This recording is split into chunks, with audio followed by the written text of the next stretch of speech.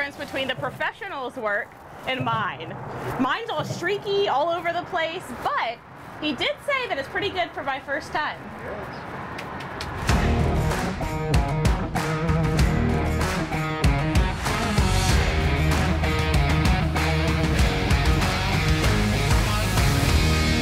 Hey everyone, it's Hannah. Thanks for tuning in to this episode of Grime Fighters.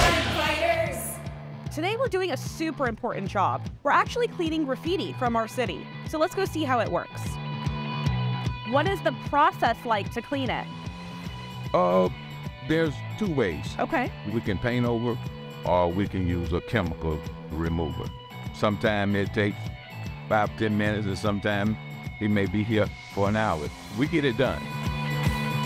It's better if our city is clean, looks clean, and it's important to all of the people. Absolutely. We live in a beautiful city and we want to keep it clean. Yeah. That makes sense. It's so satisfying. It's like aesthetically pleasing. From day to day, you never know what you're gonna get. It's always something different, always on the move, always trying to get it done. And we want people to call in. We don't see it all.